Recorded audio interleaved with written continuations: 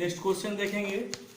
ये दिया हुआ है कि कोई तार है जिसका प्रतिरोध दिया हुआ है 20, 24 तथा 30 ओम। ये तीन तार है और तीनों तार को कहा गया कि पहले बार में इसको श्रेणी क्रम में जोड़ना है और उसका तुल्य प्रतिरोध ज्ञात करना है, और फिर पुनः उसी तार को समांतर क्रम में जोड़ना है और उसका तुल्य प्रतिरोध ज्ञात करना है। तो जो दिया है पहले इसको लिख लें। तीनों तार माना, तीनों तारों का प्रतिरोध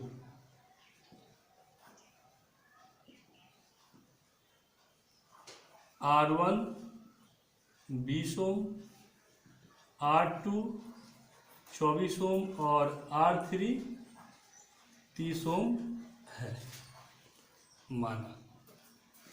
R1 R2 R3 इसको मान लिए और इसका प्रतिरोध हम निकाल लिए। तो प्रश्न कर रहा है, तो सबसे पहले पहला वाला बनाएंगे।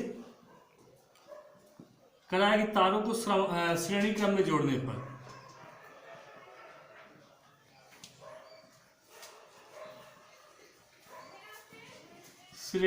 में जोड़ने पर तो जब इसका हमको तुल्य प्रतिरोध निकालते हैं तो हमको पता है कि ये तीनों का जोड़ जो है अकेले उस तुल्य प्रतिरोध के बराबर होगा। ये इसका नियम से बताए भी थे।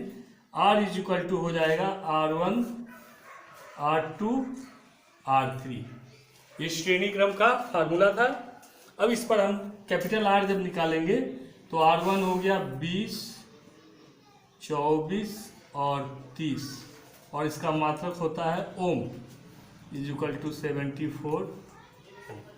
ये हमारा R का मान प्राप्त हो गया। अब इसके बाद फिर हमें निकालना है समांतर क्रम में जोड़ने के लिए। तो जब समांतर क्रम में जोड़ेंगे तो समांतर क्रम में इसका विलोम हो जाता है, यानी 1/R is equal to 1/R1, 1/R2 और 1/R3। ये फार्मूला होता है, सभी को पता है। अब इसके बाद जो R1 का R2 का R3 का जो मान दिया गया है इसको हम यहाँ पे रख लेंगे।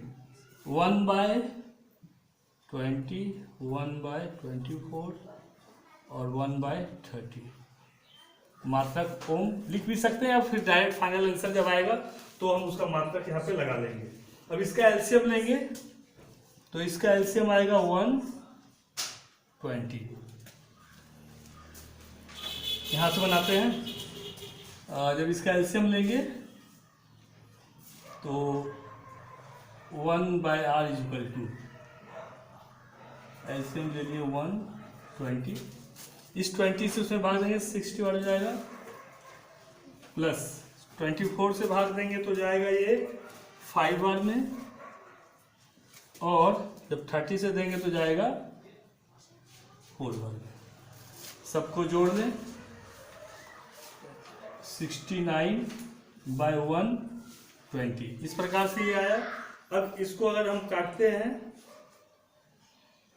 20 वाला 6 बार हो जाएगा, सॉरी 6 बार में है ना। तो जरूर 6 5 11, 11 4 15 बार में है ना।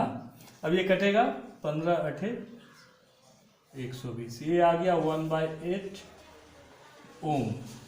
और ये मान जो हो गया ये किसका निकल गया, समांतर क्रम का